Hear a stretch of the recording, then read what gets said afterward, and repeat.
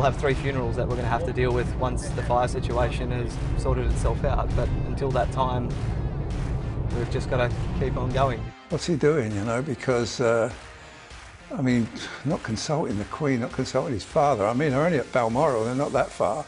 For that reason, I'm glad that luxury exists and that people are around who are prepared to spend the money. He used to wash his hands all the time, and I asked my dad, you know, why does Grandad wash his hands? And he said it's because he remembers the mud of the trenches and he could never get his hands clean.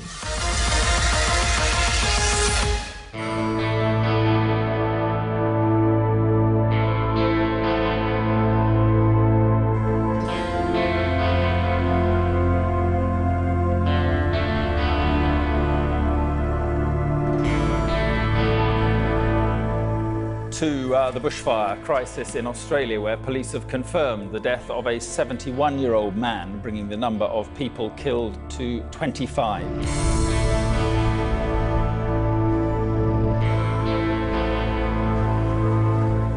Fires are still burning in parts of all states and territories in Australia.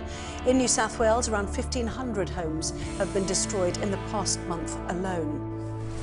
These firefighters are making sacrifices on a daily basis, and none more so than the family of Nathan Barnden. His uncle and cousin both died trying to save their home, but still, he's on the bushfire front lines.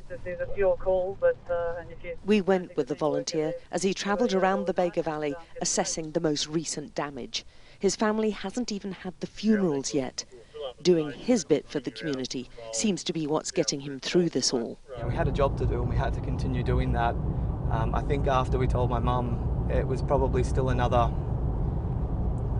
6 or 7, maybe 8 hours before we got back to her to physically see her, and we had to keep going because there was a community that was depending on us to make the right decisions and to be in the right frame of mind to keep protecting them. And you know, we had a job to do and we had to keep doing it, and every day since we've got up and we've thrown the uniform on, my dad and my brother and myself, and we've continued to go out there because it's just what you do. It's the right thing to do. And my older brother's come home to help me with my mum, and at some point soon we'll have to plan some funerals. And you know, to top it all off, my grandmother passed away the next day at the same side of the family, and so we'll have 3 funerals that we're going to have to deal with once the fire situation has sorted itself out. But until that time, we've just got to keep on going because that's the only option we have.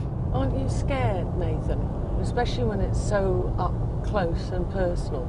Yeah, Aren't you scared about what might happen to you? Of course I am, but I think any firefighter who says they're not scared is lying to you, because fear is what makes you make the right decisions. If you're afraid, then you're being safe and you're finding the right things to keep going. And the only thing I can take from losing my family is that we can help others not go through what our family is going through, and that's why I put the uniform back on every day, and that's why my dad does and my brother does, and why we keep going, because if we can make sure that no one else has to feel what my family and what my auntie and the rest of our family are feeling, then I've done my job.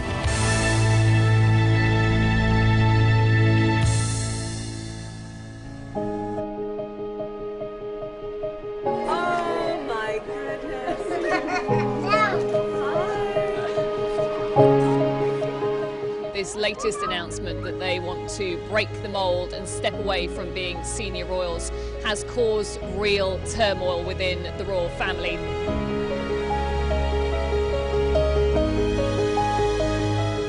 Arthur Edwards has observed the royals close up for years as the royal photographer for The Sun. Thrilled to say that he's with us here in the studio. Hi. Okay. How surprised were you? I suppose I was shocked rather than surprised. I kind of felt this was going to be coming, you know, when they went off for 6 weeks to America. I've never known a member of the royal family just take 6 weeks off like that and hop off to another country. And during that time, we never had a peep from them. There was not one paparazzi picture. There was not one story. But when I read that email last night, my God, I thought, what's he doing, you know, because I mean, not consulting the Queen, not consulting his father. I mean, they're only at Balmoral, they're not that far. And I suggest to Harry that he gets on a plane and goes up and sees his grandmother and his father and sorts this out. Meghan's influence? Well, I think so. I mean, look, I know what Harry was like before. He was a fantastic person.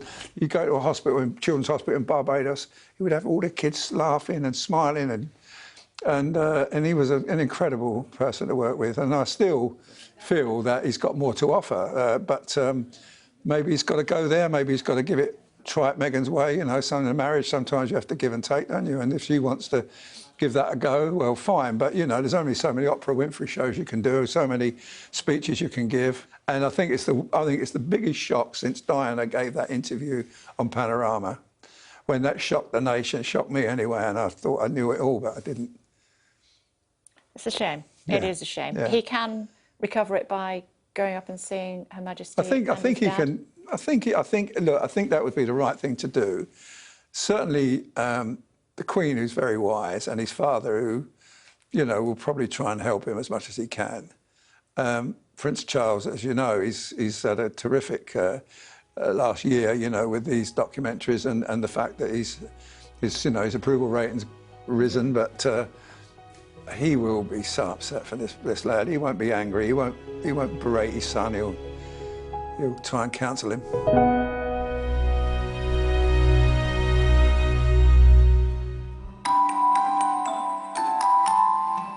Luxury car maker Rolls-Royce has celebrated a record year in 2019, up 25% on the year before, even though the latest models would set you back around £500,000.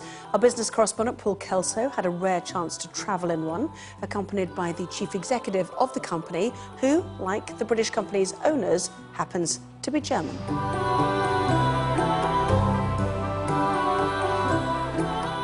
How much is one of these going to set me back? Easy $500,000, I would say. Depends on what you are commissioning with us. We are famous for bespoke, as you know. Yeah. And your wish is our command, and whatever comes, we are prepared to build for you. The world is changing.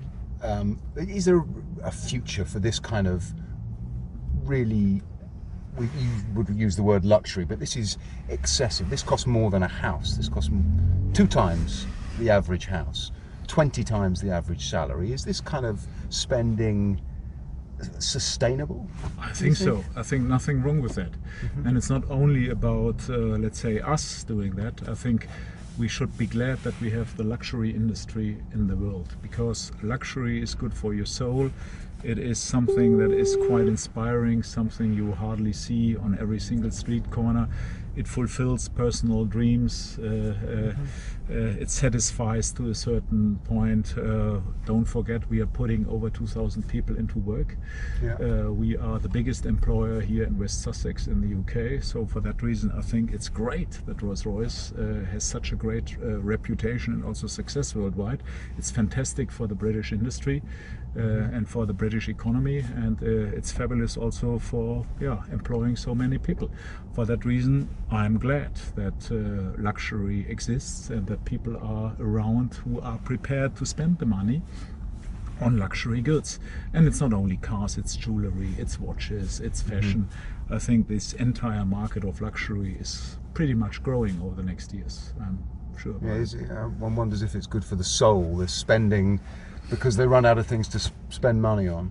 I mean, I'm not saying that this is the only thing that pleases your soul.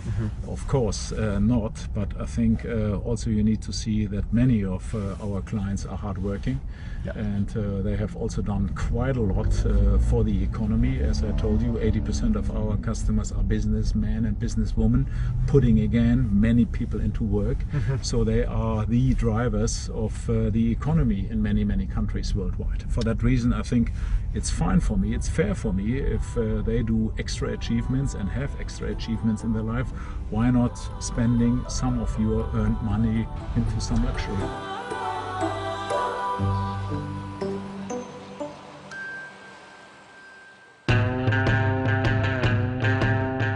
He's been cracking jokes on TV and radio for decades now, and Frank Skinner is now to take us comedy to London's West End. I think if you watched us having one of our really bad rows, it would be like watching a band in concert. Because we start off with some new stuff.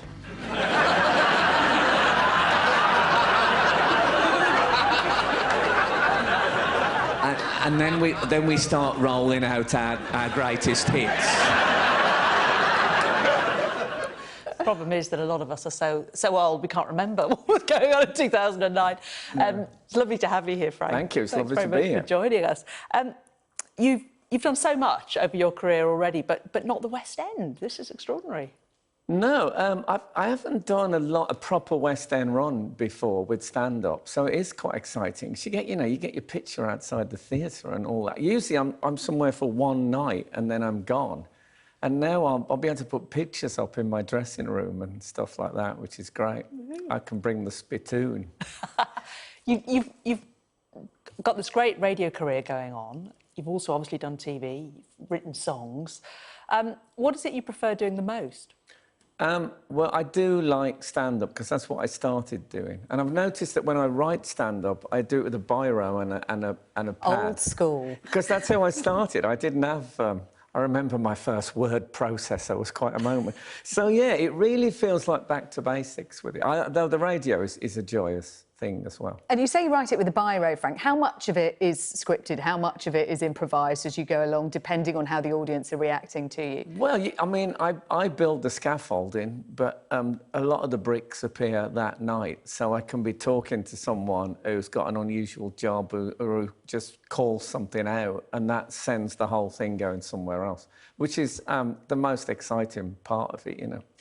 Is it exciting having a live audience? How do you deal with the hecklers and how thick is your skin? I think you should have one on this show. A heckler? Are you volunteering? I think if you had an audience just over there, here, look. yeah, it'd be very tempting to put the good news at the front to get them on your side first, and then tell them about the tax Yeah, we get rises. heckled in our ears all the time. No, I think heckling is a part of the whole thing, and I embrace it. I don't do those put-down lines. The Royals are in your set, and of course, the big Royal News today. Is it giving you loads of new material? I hope so. I'm fascinated by it. I mean, if it lasts long, I open on Monday, and I'm hoping the story lasts. Because I think it'll keep rolling. There's a sense, isn't it, that they've come back. You know, when you come back from holiday and you think, oh... I had this with my 7-year-old the other night. I don't want to go back to school. Can't we stay on holiday? And I think that's what Harry and Meghan are going through. Yeah, I also think it's tough being a ginger in the royal family. I mean, you know, Sarah Ferguson... It hasn't held him back. Didn't last. I think stop him getting a Hollywood actress. I think when he goes, only the corgis will be left on the ginger front. But you've also got a young royal fan, we understand, in Prince George. Yeah, well, so his dad told me. I did the Royal Variety, and he said that his son... he said to me, George plays your football song every morning. And I really wanted to say, who? But I thought I'd better go along with it.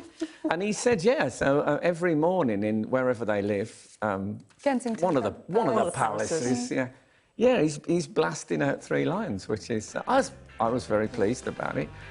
It's an interesting debate about royalties from royalty.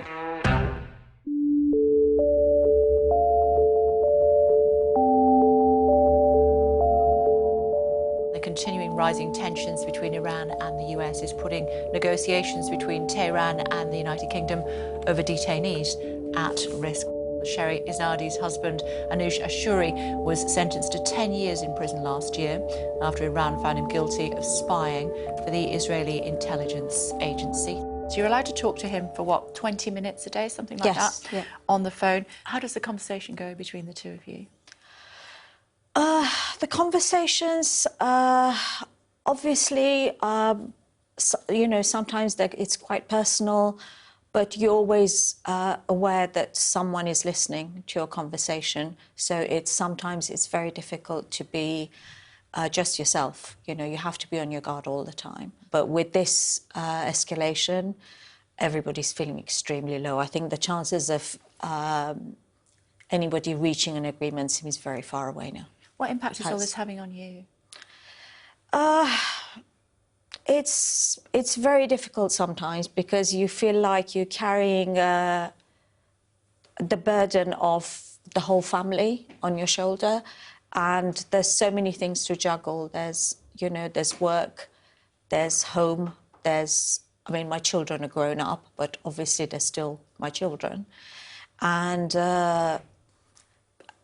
generally it's difficult to stay positive, but what else can you do? You have to go on, and you have to put a brave face on it. We know that Number 10 watches the programme. What would you like to say to the Prime Minister? I would like to tell him to please do everything possible to get them out, especially in view of the recent situation, because sometimes it doesn't feel safe where they are, because a couple of occasions some guards had told not just my husband but a couple of other dual nationals that we don't really see why they keep you alive here. You're all a bunch of spies, you're a bunch of traitors, and if it were up to us, some of us, we would just take a machine gun and kill you all. But obviously, you know, they're not allowed. But when something like this happens, you know, when a major figure, a heroic figure in Iran like Soleimani is killed, obviously the backlash is immediately on the people that they perceive to be sympathetic to his killers, which includes US, which includes you know, the UK.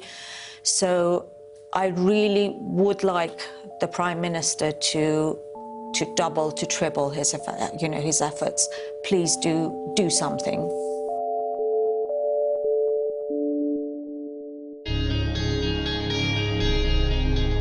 The Olympics might happen every 4 years, but it's taken 124 years for rock climbing to become a part of it.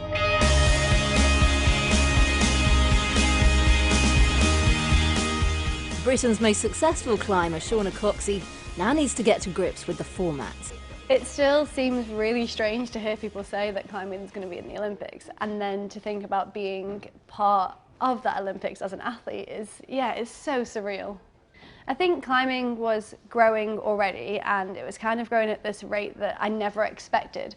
So with the Olympic announcement, that's kind of snowboard that, which, yeah, it's really crazy to hear people, you know, on the tube chatting about climbing, and then everywhere you go, people know about the sport now. I feel like more and more I'm not having to explain what climbing is, but talk about it, and yeah, people are really interested in it now.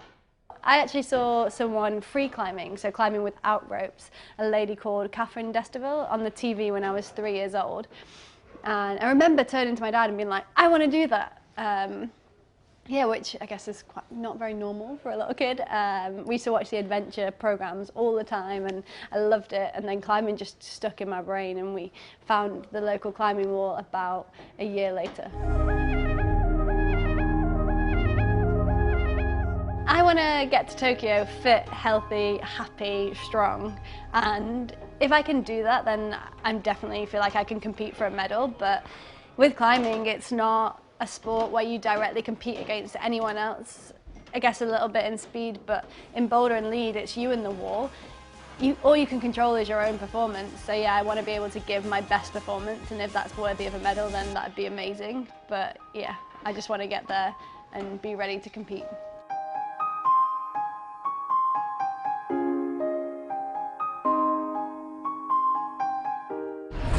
There is only one way this ends.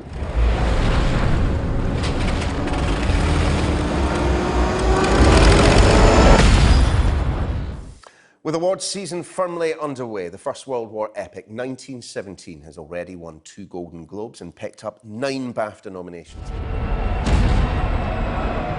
Written and directed by Sam Mendes, it's an epic but also very personal tale, inspired by stories his grandfather told him when he was a boy about his own experiences of the First World War. I think clearly they stayed with me all these years. I mean, I must have been about 11 or 12, so that was 40 years ago. And I suppose it was a combination of things. He was a very jovial man, so it seemed really odd that he had been through these hellish experiences, but he hadn't talked about them for 50 or 60 years, and he only talked about them with his grandchildren, really.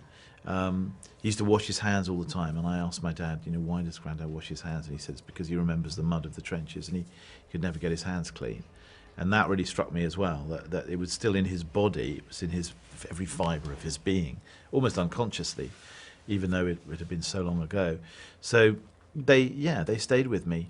He told one particular story about carrying a message through no man's land in the mist, dusk. That was the little fragment that kept pulling at me. And when I finally sat down to write a screenplay, that I found that was the story I wanted to tell, but to take that and expand it, develop it into something perhaps a little bit more epic. We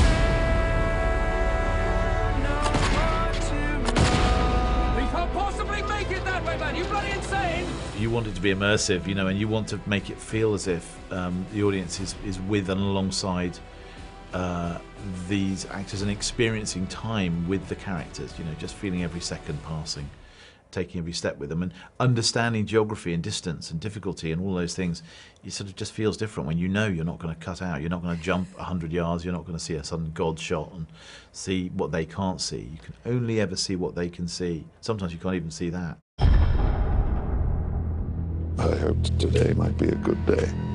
Pretty much every day at some point I thought, why have I done this to myself? It would be so much easier to make this in a conventional way, But when you get the shot, and these are long, long takes, it's so exhilarating and so exciting that you just want to do it again. So, it just sort of kept regenerating. And once you commit to it, it begins to be a challenge that you feel like I'm not going to give up until I've got this.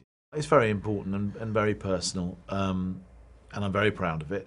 But, I suppose it feels like a culmination of some of the stuff I was doing in the Bond movies, on the sort of epic cinematic scale.